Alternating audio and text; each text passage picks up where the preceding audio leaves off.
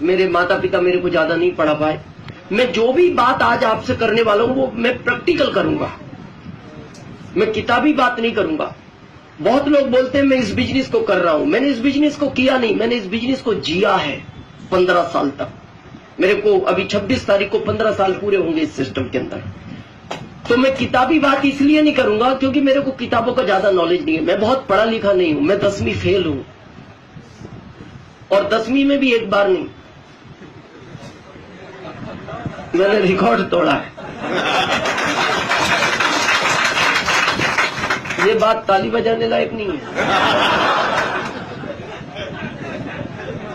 ये तो आप मेरे से पूछो क्या तकलीफ हुई होगी उस समय, या मेरे फादर से पूछो। लेकिन मैं ये बात आपको इसलिए कहना चाहता हूं, अगर आपकी एजुकेशन बहुत ज्यादा नहीं है तो आप टेंशन फ्री रहें। इस दुनिया का इतिहास है, भारत का नहीं। जितने भी लोग कम पढ़े लिखे हैं इस दुनिया में वो अमीर हैं। पता है, आपने सोचा ऐसा क्यों हुआ? पढ़े लिखे व्यक्ति को ईगो बहुत होता है, बहुत ईगो होता है। उससे जब भी बात करो वो यही बोलता है, ये सब मैं जानता हूं, मेरे को कुछ बताने की जरूरत नहीं है।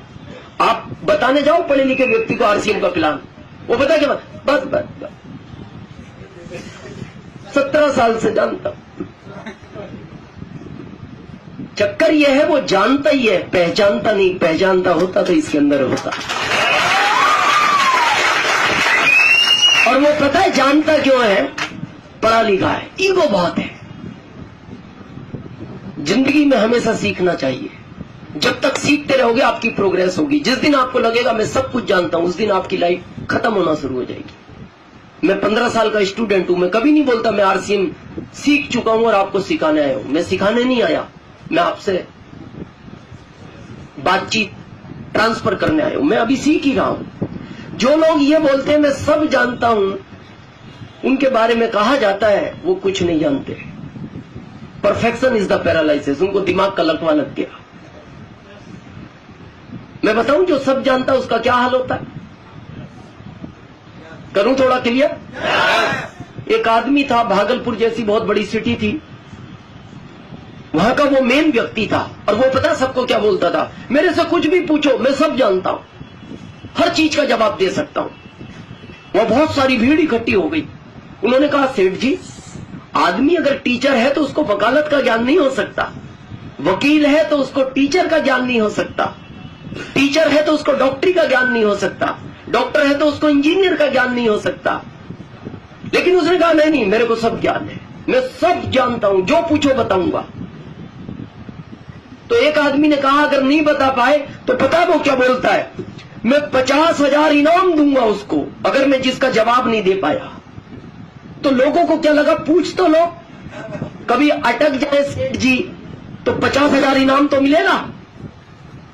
तो लोगों ने उल्टे सीधे प्रश्न पूछे ताकि वो ये कह दे ये मैं नहीं जानता, नहीं जानता तो इनाम है।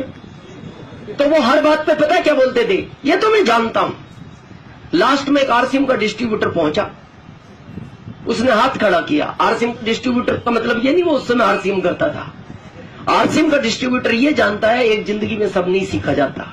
उसने हाथ खड़ा किया, सेठ जी मेरे भी 4 प्रश्न है, उत्तर मिलेगा? सेठ जी ने कहा सबका दिया है, तुम्हारा भी देंगे। बोले नहीं दिया उत्तर? बोले 50,000 इनाम देंगे, जनता के सामने वादा है। तो उसने कहा मेरा पहला प्रश्न ये है सेठ जी, आज के 20 साल पहले तुम्हारे दादाजी का देहांत हुआ, तुम जानते हो? हाँ, मेरे दादाजी का देहांत हुआ, मैं नहीं जानूंगा, कौन जानेगा? जानता हूं। सेकंड, उस समय तुम्हारे पिताजी ने 200 ब्राह्मणों को भोजन कराया, तुम जानते हो? हाँ, ये भी मैं जानता हूं। उस समय तुम्हारे पिताजी ने 1 लाख रुपया खर्च किया, जबकि तुम्हारे पिताजी की स्थिति 1 लाख खर्च करने की नहीं थी, फिर भी किया, जानते हो? हाँ, ये भी मैं जानता हूं। लास्ट, उस समय तुम्हारे पिताजी ने मेरे से 50,000 रुपए उधार लिए थे, तुम जानते हो?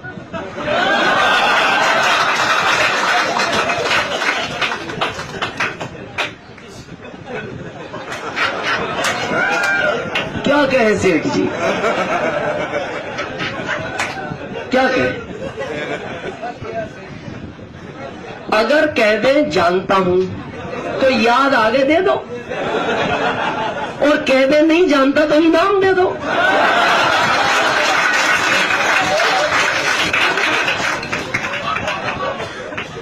ये हालत होती है उसकी जो सब जानता है। और मेरे को पूरा विश्वास है कि हम सब सीखने आए हैं। तैयार हैं आप? जिसने भी आपको बुलाया है उसने एक नाम बताया होगा आपको आरसीएम बिजनेस का। बहुत सारे यहाँ सीनियर हैं, बहुत सारे लोग कुछ समय से आरसीएम को कर रहे हैं। मैं आज आपको थोड़ा सा माइंडली फ्री करने आया हूं। अब आपको आरसीएम को ज्यादा टेंशन लेने की जरूरत नहीं है। अब आपको ये चिंता करने की जरूरत नहीं आरसीएम चलेगा या नहीं चलेगा, हमारा क्या होगा या बिजनेस हमारा कैसे बढ़ेगा, लोग हमारे साथ आएंगे या नहीं आएंगे। मैं एक चीज आज आपको क्लियर कर दूं, जितने भी यहाँ सीनियर लोग हैं या डिस्ट्रीब्यूटर हैं, जिसको भारत में रहना है उसको आरसीएम में आना पड़ेगा। जिसको भारत में रहना है उसको आरसीएम में आना ही पड़ेगा। पता है क्यों? कुछ लोग ये भी कहेंगे आपसे, कुछ भी कर लो मैं नहीं आऊंगा। उनको भी आना पड़ेगा। क्यों आना पड़ेगा? 2016 के पहले तक चॉइस थी, आओ या नहीं आओ। 2016 के बाद ये चॉइस खत्म हो गई। क्यों? क्योंकि 2016 9 सितंबर को मोदी सरकार ने इसको कानून में ले लिया। और जो चीज सरकार के कानून में आ जाती है उसको करना फिर इच्छा नहीं होता, मजबूरी होता है। हेलमेट पहनते हो आप लोग? ये गाइडलाइन में है, सरकार के कानून में है, लेकिन फिर भी आज सब लोग हेलमेट नहीं पहनते। आप देखना, आज भी समझदार आदमी हेलमेट नहीं पहनता। समझदार समझते हो? मतलब जिसको गलियों का ज्ञान होता है, हाँ, गली का ज्ञान, जिसको ये पता है इस गली से निकलने के बाद ट्रैफिक पुलिस वाला नहीं मिलता, वो आज भी हेलमेट नहीं, वो समझदार आदमी है। जैसे अगर भागलपुर की बात करें तो यहां शायद 50% लोग पहनते होंगे, 50 नहीं पहनते। लेकिन आप पटना चले जाओ, 70 पहनते हैं, 30 नहीं पहनते, क्योंकि वहां गवर्नमेंट स्ट्रिक्ट है। आप वेस्ट बंगाल कलकत्ता चले जाओ, वहां 80 पहनते हैं, 20 नहीं पहनते। आप दिल्ली चले जाओ, वहां और स्ट्रिक्ट है, वहां 90 पहनते हैं, 10 नहीं पहनते। लेकिन अगर आप बॉम्बे चले जाओ, वहां 100% पहनना पड़ता है। पता वहां क्यों पहनना पड़ता है? वहां सरकार ने गलियों पर भी कैमरे लगा रखे हैं, गलियों पर भी कैमरे हैं। तो आप समझदार बन के निकल तो सकते हैं, लेकिन 5 दिन बाद आपके घर एक लेटर आता है और उस पर पता है क्या लिखा हुआ आता है? गली से निकलने के 500 रुपए जमा कर जाएं। भाई ये आगे, शुक्ला जी प्लीज, नहीं आगे नहीं प्लीज, अब आगे नहीं। आप टाइम तो देखो सर, क्या नहीं आप टाइम पे नहीं आए फिर आगे आ रहे, प्लीज कोऑपरेट करें। अब आप अरे पीछे रहिए। मैं एक प्लीज आप सब प्लीज कोऑपरेट करें। आप मैं एक चीज बीच में बात आ गई सर को देख के, तो मैं थोड़ा क्लियर कर दूं एक पिक्चर। और जीवन में अगर सक्सेस होना है तो टाइम का बहुत ध्यान रखना। अमीर वो ही आदमी बनता है जो टाइम के प्रति सीरियस है। नहीं तो मैं लिखित में दे सकता हूं, आप जिंदगी में कितनी भी मेहनत कर लेना, अगर आप टाइम के प्रति सीरियस नहीं है तो आप कभी अमीर नहीं बन पाओगे, कभी नहीं बन पाओगे। और मैं उदाहरण दे सकता हूं भारत का ही।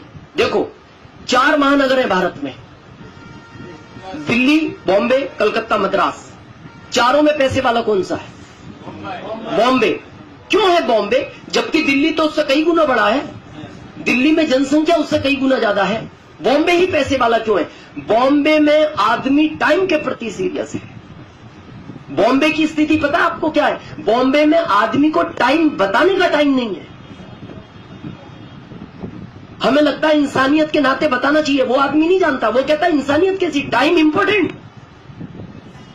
अगर आप बॉम्बे में किसी को टाइम पूछोगे ना, बॉम्बे का आदमी टाइम नहीं बताएगा।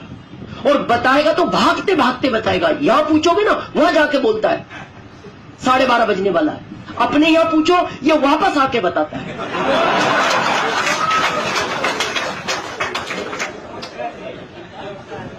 ये अंतर है। बॉम्बे में आप किसी का एड्रेस लेके जाओ, अगर आपके पास परफेक्ट एड्रेस नहीं है, आप कभी बॉम्बे में किसी का घर नहीं ढूंढ सकते। एक ही फ्लैट में आदमी 25 साल से रह रहा है और जाके पड़ोसी को पूछो, भाई साहब वो वर्मा जी रहते ना आपके पास में? वो कहता कौन वर्मा जी? बोले 25 साल से इसी बिल्डिंग में। बोले मैं कोई वर्मा को नहीं जानता। क्यों? उसको वर्मा जी से कोई काम नहीं। पड़ोसी 25 साल से पड़ोसी को नहीं पहचानता। बोलो। और हमारे यहां की बात करो, पूरी कॉलोनी का इतिहास पता है। हमारे यहां का आदमी तो यहां तक जानता है ये आदमी घर से कब निकलता है, किस पुलिया पर बैठता है और किस और मुंह करके बैठता है।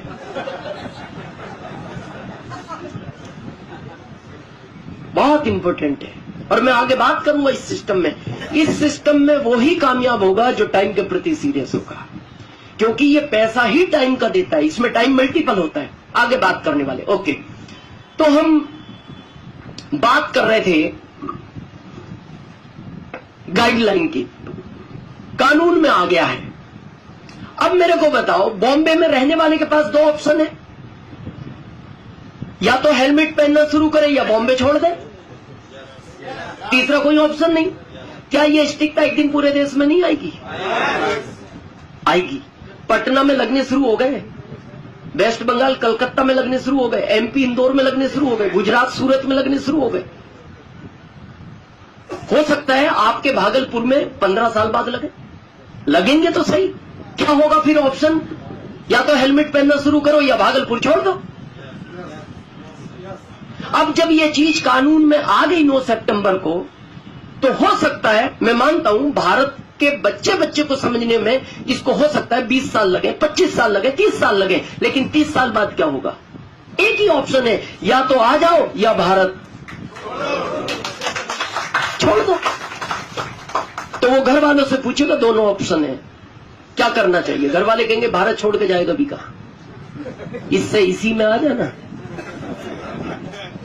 आना तो पड़ेगा। जो आज पहली बार आए उनसे मेरा एक निवेदन है, आ ही गए हो तो इसमें अपना नंबर आज लगवा लेना, क्योंकि आज लगवाओगे तो ये नंबर यहां लगेगा, कल लगवाओगे फिर ये यहां लगता है, परसों लगवाओगे यहां लगेगा, नरसों लगवाओगे यहां लगेगा, तरसों लगवाओगे यहां लगेगा। इसमें ऐसा कोई सिस्टम नहीं है अपन 6 महीने कहीं घूम के आए और 6 महीने आने के बाद बीच में शिफ्ट हो जाए। ये सीनियर जानते हैं, जब से हम सरकार के अंडर आए हैं ना, नाम में करेक्शन नहीं करने देती गवर्नमेंट। जब आप फॉर्म फिलअप करते हो ऊपर एक रेड लाइन फ्लिप करती रहती है, नो करेक्शन, सोच समझ के इंटर करें। आप ओरिजिनल डॉक्यूमेंट भी लेके जाओ ना सरकार के पास, सर मेरा एक नाम में स्पेलिंग गलत हो गया, बोले हो गया तो हो गया, अब कुछ नहीं होगा। अब बताओ, जो सरकार नाम करेक्शन नहीं करने देती वो आपको बीच में ले आएगी। आज आओगे तो यहां हो, कल यहां, परसों यहां, नरसों यहां, तरसों यहां, और बरसों बाद यहां। हाँ, वो दिखाई नहीं देगा, वो बहुत नीचे चला जाता है, वो दिखाई नहीं देगा।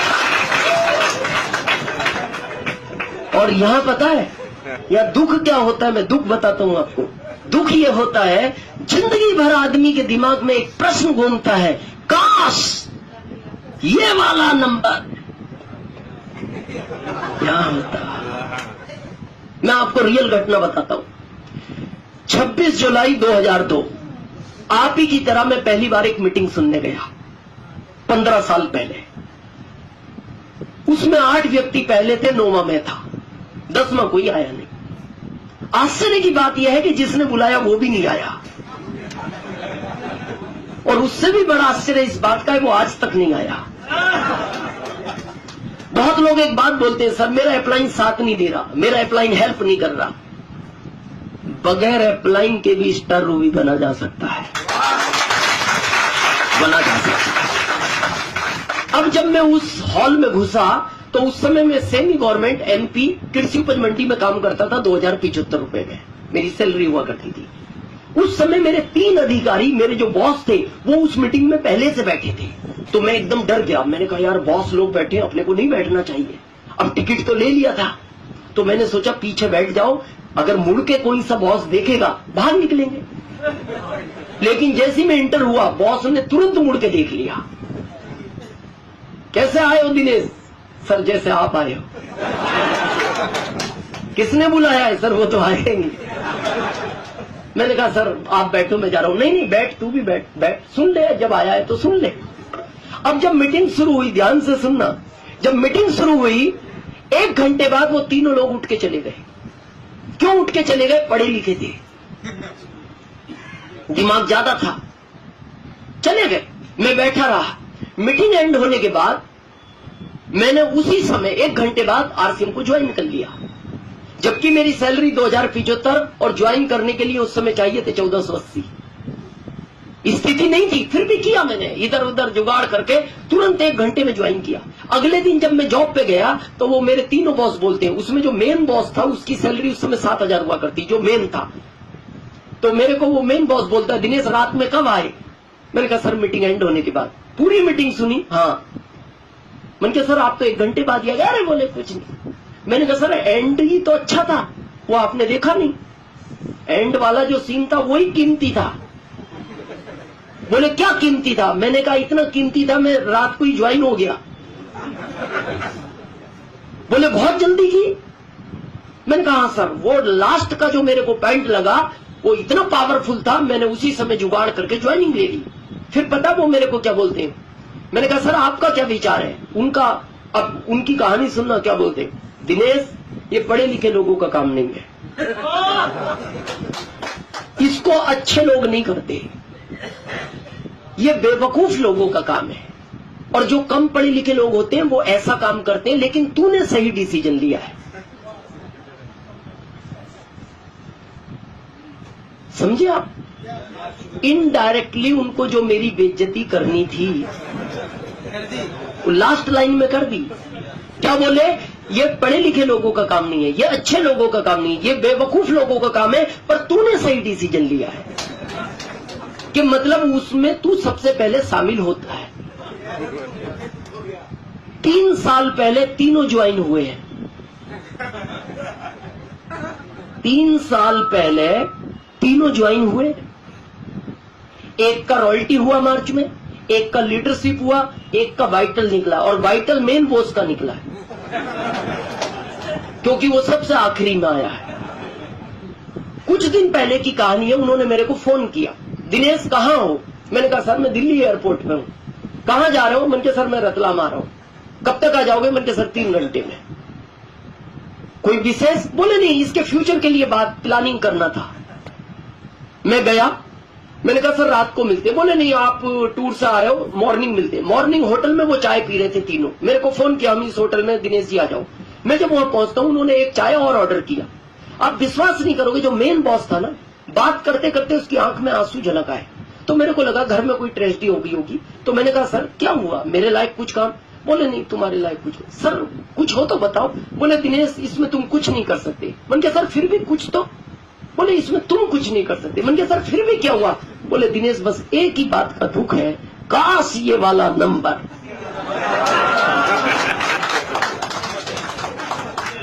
ना होता। अब मैं आपसे पूछता हूं, ये 12 साल का दुख है उनके मेरे बीच में, 12 साल का, ये खत्म हो सकता है? ये जिंदगी में खत्म नहीं होगा। जिंदगी भर आंसू आएंगे और यही दुख रहेगा कि उस मीटिंग में हम भी थे, उसमें दिनेश भी था, काश उसी समय ये वाला नंबर। मैं आपसे रिक्वेस्ट करता हूं, ये दुख आप मत लेके जाना, समझ के करना, अप्लाई से प्लान और देख लेना, सब कुछ देख लेना, लेकिन आ ही गए हो तो इस चीज को मत छोड़ना। ये आज नहीं तो आपके भविष्य में आपके बच्चों के काम आएगी, भले आपके समझ में आज ना आए। क्लियर है? हम सब यहां इकट्ठे हुए हैं इसलिए कि सबको पैसा चाहिए। एग्री है मेरी बात से? जितनी भी प्रॉब्लम इस दुनिया में है शायद पैसे के लिए है। भाई भाई से लड़ता है, कारण पैसा है। बच्चे माँ बाप से अलग हो जाते हैं, शायद कारण पैसा है। 4 बर्तन जिस घर में होते हैं आवाज आती है, सहमत हैं आप मेरी बात से? पैसे को लेकर एक बात याद आती है मेरे को, बड़े ध्यान से सुनना, पैसा आज की क्या जरूरत है। एक बार एक अर्थी जा रही थी, अर्थी यू नो अर्थी, अर्थी एकदम सिंपल थी, उसके पीछे हजारों लोग लाइन में थे, भीड़ थी बहुत। तो जो भी उस अर्थी को देखता था वो ये समझता था कोई महान व्यक्ति इस दुनिया से चला गया, इसलिए सम्मान में ये भीड़ है। लेकिन उस अर्थी के आगे कुत्ता चल रहा था, कुत्ते को हार फूल माला पहना रखे थे, तो जो भी देखता था वो कंफ्यूज हो जाता था कि इस अर्थी में इस कुत्ते का क्या काम है। और कुत्ता वो भी सजा हुआ, सजाना था तो इस अर्थी को सजाना था। हर व्यक्ति टेंशन में था। एक आदमी को सहन नहीं हुआ, वो दुकान से भागा भागा आया और जो लोग अर्थी को कंधा देके जा रहे थे, 4 लोग, आगे वाले व्यक्ति से जाके पूछता है, भाई साहब इस अर्थी पर कौन है? उसने कहा मेरी पत्नी है। बोले ये कुत्ता किसका है? बोले कुत्ता मेरा है। बोले आपने कुत्ते को इतने हार क्यों पहनाए हैं? बोले मेरी पत्नी इसी के काटने से मरी है। उसका तो दिमाग खराब हो गया।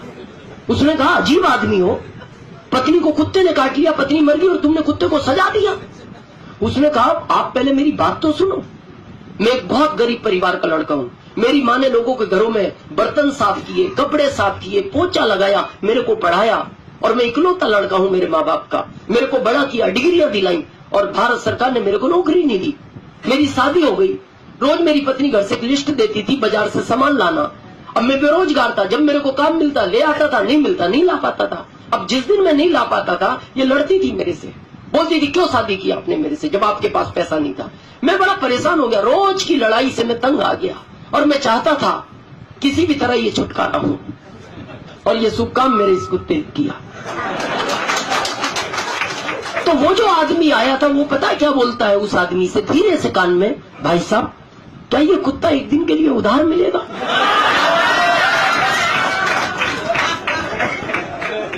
क्यों मांग रहा था? शायद वो भी परेशान था, कम था या ज्यादा था, लेकिन परेशान तो था। जैसे उसने धीरे से उसके कान में कहा क्या ये कुत्ता एक दिन के लिए उधार मिलेगा, तो कुत्ते का मालिक बोलता है लाइन में लग जाए, ये 1000 भी इसीलिए आ रहे हैं।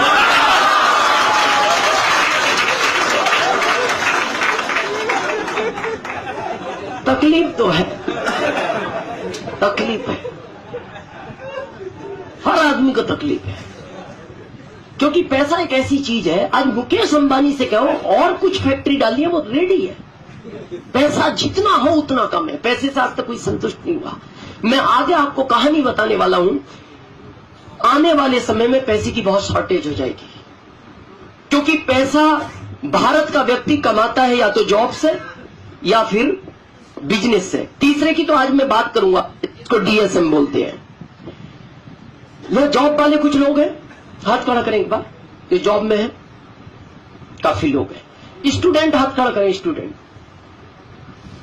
काफी स्टूडेंट है। अच्छा, जो मदर फादर अपने बच्चों को पढ़ा रहे हैं वो हाथ खड़ा करें, काफी है। मैं आपसे पहला प्रश्न ये पूछता हूं, अपने बच्चों को आप क्यों पढ़ा रहे हैं?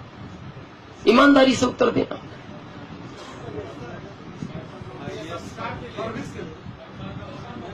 पैसा पढ़ा के कमाने के लिए तो पढ़ाई नहीं चाहिए। धीरू भाई अंबानी पढ़े लिखे नहीं थे। मैं रियल बताऊं, आप जॉब के लिए पढ़ा रहे हो। अच्छा कोई गवर्नमेंट में जुगाड़ हो जाए, जॉब मिल जाए। मैं आपको ये बताने वाला हूं, आप बहुत गलत फहमी में जी रहे हो। 2025 के बाद भारत में जॉब नहीं है, जॉब ही नहीं है।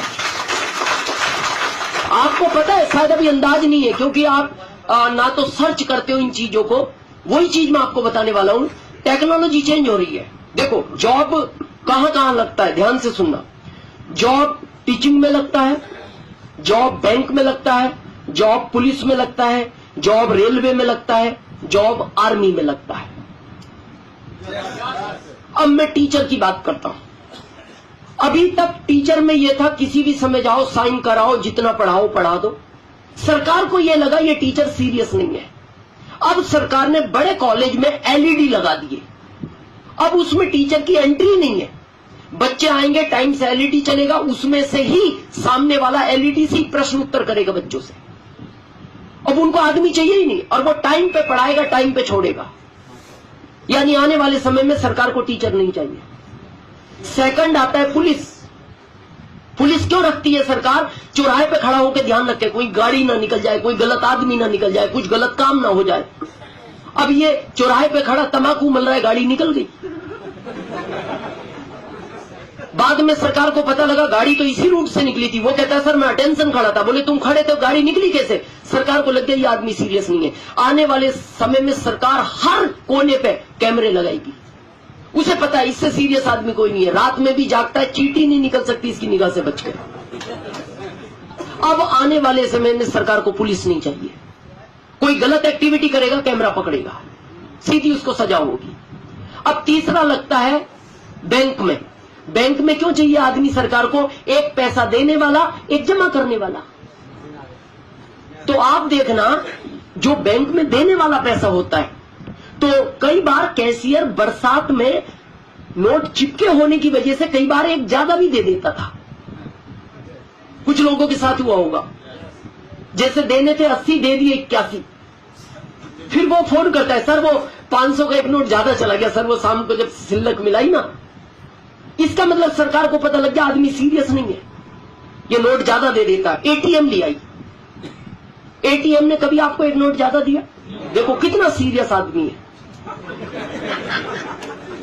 बरसात में भी चिपका हुआ ज्यादा नहीं देता, उसको डाउट होता है वहीं रोक लेता है, एरर दिखा देता है, बोले बाद में मैं शांति से गिन के दूंगा। है सीरियस।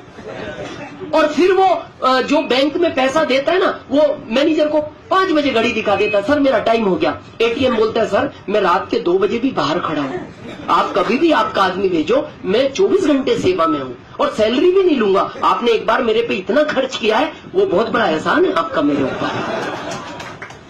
अब रहा कौन? लेने वाला। अब बैंक के लेने वाला एटीएम भी बाहर ला रही है। उस एटीएम में एसबीआई, पंजाब नेशनल, सारी बैंकें लाएंगी। गवर्नमेंट ने पास कर दिया प्रोजेक्ट, सब बैंक के बाहर एटीएम लगाएंगी जिसमें पैसा जमा करोगे, रात में जाओ। अब रहा चेक का, चेक वाले एटीएम भी बैंकें ला रही हैं, चेक भी बाहर लगेंगे, वहीं से स्क्रीन करेगी, वहीं कुछ गलती होगी वो बोल देगा कंप्यूटर इसमें करेक्शन करो, उसके बाद वहीं से आप जिस बैंक में ट्रांसफर करना उस बैंक में ट्रांसफर कर दो। अब बैंक में आदमी नहीं चाहिए सरकार को। अब बचा क्या? रेलवे। रेलवे में क्यों चाहिए आदमी? ट्रेन चलाने वाला, गार्ड, टीटी, टिकट देने वाला, टिकट लेने वाला, टिकट चेक करने वाला। मैं अभी दिल्ली से आ रहा हूं, हमारा जो ये यूनिक इन वर्ल्ड का ऑफिस है ये सेक्टर 11 द्वारिका में है, तो मैंने कार्ड बनवा रखा है हमारे रेलवे का। अभी दिल्ली में बगैर ड्राइवर की ट्रेन चालू कर दी सरकार ने। उसमें ना ड्राइवर है, ना गार्ड है, ना टीटी है, ना टिकट देने वाला है, ना लेने वाला है, कोई नहीं है, सब कंप्यूटराइज है। उसमें सिस्टम पता कैसा? एक गेट है, इस गेट पे इस कार्ड को दिखाओगे और वो स्क्रीन करेगा तो गेट खुलेगा, आप अंदर जा सकते हो, ट्रेन में बैठ ही नहीं सकते। उसके बाद वो कंप्यूटराइज है, आके रुकेगी 5 मिनट, सारे गेट खुलेंगे, आप अंदर हो गए, कंप्यूटर देख लेगा बाहर कोई नहीं है, गेट बंद होंगे, चल पड़ेगी, अगले स्टॉपेज पर रुकी। अब आगे जब उतरोगे तो फिर एक गेट निकलेगा, कार्ड दिखाओगे, फिर उतना पैसा कट जाएगा, आप बाहर इंटर हो सकते हो। अब उसमें गार्ड टीटी कुछ नहीं। तो भारत का आदमी क्या सोचता है? जुगाड़ू है ना, बोले इसमें कोई चेक करने वाला नहीं है, अपन 2-4 स्टेशन ज्यादा घूम के आएंगे यार। तो अब आपको जाना था 11, उतरे 13 पे जैसी कार्ड दिखाओगे तो पता अंदर कंप्यूटर में से क्या आवाज आएगी? आपको उतरना तो 11 पे था, गलती से 13 पे आ गए, इसलिए 11 की जगह 33 रुपए कट गए। धन्यवाद।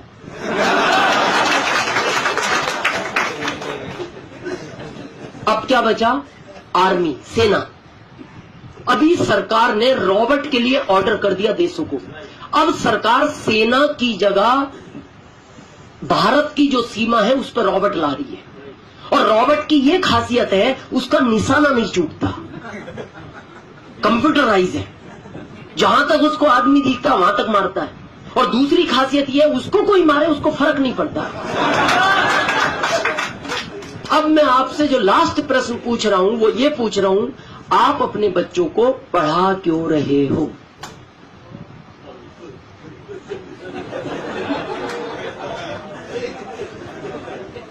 क्या बचा है जिसमें भर्ती करोगे? अच्छा, मैं ये नहीं कहूंगा कि कलेक्टर भी रोबोट बनेगा। नहीं, आप बैठे, बाद में कर सकते हैं, बैठे प्लीज। मैं ये नहीं कहूंगा कि कलेक्टर भी रोबोट बनेगा, कलेक्टर रहेगा, वहां आदमी रहेगा, लेकिन फिर क्या होगा कि जहां अभी भारत सरकार को 1 लाख बच्चों में 1000 चाहिए, फिर वहां सरकार को 1 बच्चा चाहिए, 1000 नहीं चाहिए। पूरा टेक्नोलॉजी चेंज हो रही है। जैसा सर का मैं जवाब दे देता हूं, वो कह रहे हैं मैं बताऊं, नॉलेज के लिए पढ़ाना चाहिए, लेकिन नॉलेज पैसा नहीं देता। आप पढ़ा के वो घर बैठा है, पैसे आएंगे क्या? जॉब करेगा तो पैसे आएंगे, जॉब करेगा तो पैसे आएंगे, जॉब है नहीं सरकार के पास। अब प्रश्न क्या उठता है, सेकंड ऑप्शन है बिजनेस।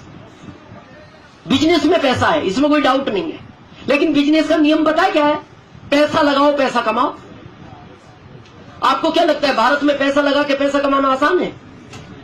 आपको सुन के आश्चर्य होगा, जो लोग पढ़े लिखे ये सर्च करते हैं ऑनलाइन, जितना कंपटीशन पूरी दुनिया के देशों में, उससे ज्यादा अकेले भारत के बिजनेस में कंपटीशन है। भारत का आदमी कमाने की बजाय दूसरे को गिराने में लगा है। 10 रुपए की चीज 9 में बेचने को तैयार है, क्यों? पड़ोसी की दुकान खत्म हो जाए, इतना कंपटीशन है। और भारत का आदमी पता है सीना चौड़ा करके घूम रहा है, कुछ नहीं होगा, बिजनेस कर लेंगे। बिजनेस कर लोगे, विजय माल्या से मिलो, माइंड नहीं था उसके पास। किंग फिशर जो फ्लाइट है ना, मैंने उसमें सैकड़ों बार सफर किया है, सबसे महंगी फ्लाइट हुआ करती थी भारत की, जिसको अभी इंडिगो ने खरीद लिया। और वाइन का पूरी दुनिया में व्यापार करता है, वो शराब बेचने का राजा है दुनिया का। क्या कम दिमाग का आदमी था? लेकिन कंपटीशन में मारा गया वो आदमी। चलो, हो सकता है उसमें दिमाग ना हो। नोकिया की बात करें, आज गांव गांव में पूछो, बच्चा बच्चा नोकिया का नाम जानता। कहां गया नोकिया? माइक्रोसॉफ्ट में मर्ज हो गया। क्या लगता है आपको उसको? भारत के लाखों लोग सड़क पे आए उसके चक्कर में, जो उसका बिजनेस करते थे। और वो गए नोकिया के पास, सर हमारा क्या होगा? नोकिया बोलता मेरे को मेरा पता नहीं लग रहा अभी क्या होगा, तुम मेरे पास मुंह उठा के चले आए, हमारा क्या होगा? चलो, हो सकता है नोकिया से गलती होगी हो। HMT घड़ी, या बड़े बुजुर्ग जानते हैं, पहले किसी को दहेज में HMT घड़ी मिलती थी ना, समाज में एक मैसेज जाता था, किसी बड़े घर में शादी हुई है, अभी लेके पछता रहा होगा, बोले इससे टाइटन दे देते, बेइज्जती तो नहीं होती। सोचो, 1 साल नहीं 8 साल तक सरकार ने उसका इंतजार किया, लगातार 8 साल नुकसान में चला HMT, और बंद कर दिया सरकार ने। यानी पैसा लगा के पैसा कमाना आसान। लेकिन जिसकी आज मैं बात करना है वो DSM, बहुत ध्यान से सुनना। यह सिस्टम 70 साल पहले इस दुनिया में आया, 70 साल पहले भारत में आया ये 1994 में। और 1994 में इसको डॉक्टर मनमोहन सिंह जी, जो हमारे पूर्व प्रधानमंत्री हैं, उन्होंने ही DSM को इंडिया में आने की अनुमति दी थी। अब प्रश्न यह उठता है, ये सिस्टम की जरूरत क्यों पड़ी, क्यों आया, क्यों मनमोहन सिंह जी लाए? मनमोहन सिंह जी के बारे में कुछ लोग जानते होंगे, वो दुनिया के टॉप 10 अर्थशास्त्रियों में उनका नाम आता है। दुनिया के बहुत माइंडेड व्यक्ति हैं। वो जब अमेरिका गए थे, उस समय वो वित्त मंत्री थे, तो उन्होंने अमेरिका में देखा हर आदमी कार चलाता है, यानी झाड़ू लगाने वाला भी कार से उतर रहा है। तो उन्होंने उस आदमी को रोक के पूछा, अपना पूरा उन्होंने गाड़ियां रुकवाई, बोले इस आदमी को बुला के लाओ जो कार से आया है। उससे पूछा, भाई ये कार किसकी है? बोले कार किसकी नहीं, कार इसकी है। बोले तू झाड़ू लगाता है? बोले ये मेरा प्रोफेशन है। बोले झाड़ू लगातार कार मेंटेन करता है? बोले सर आप आगे जाके मत पूछना, यहाँ हर व्यक्ति के पास कार है। क्यों? बोले हम जो भी खरीदते हैं ना, उसका हमारे घर में 45% वापस आ जाता है। यहाँ हर व्यक्ति पैसे वाला है, हर व्यक्ति के पास कार है। अब आगे जाके मत पूछना कार किसकी है। उन्होंने ये बात उनके दिल को छुई। उन्होंने अमेरिका गवर्नमेंट से बात की, क्या ये सिस्टम भारत में नहीं चल सकता? अमेरिका गवर्नमेंट ने कहा चल सकता है, आप वित्त मंत्री हो, आपको अधिकार है, चलाओ तो चला दो। उन्होंने कहा क्या मेरा देश आपके देश की तरह अमीर बनेगा? तो वहां की गवर्नमेंट का स्टेटमेंट पता है क्या था? मनमोहन सिंह जी, आपका भारत बहुत बड़ा देश है, अगर भारत का आदमी सिस्टम को समझता है ना, तो आपका देश अमीर नहीं, वापस सोने की चिड़िया बन जाएगा, वापस सोने की चिड़िया बन। लेकिन अब प्रश्न ये उठता है, बना क्यों नहीं? 1994 से बहुत लंबा अरसा हो गया। मैं बताऊं क्यों नहीं बना। मनमोहन सिंह जी से उस समय एक बहुत बड़ी गलती ये हो गई, वो इस पे कानून नहीं ला पाए। अगर उसी समय इस पे कानून आ जाता ना DSM पे, आज भारत का नक्शा चेंज होता। अब कानून क्यों नहीं लाए? गलती उनकी भी नहीं थी, भारत के थे ना।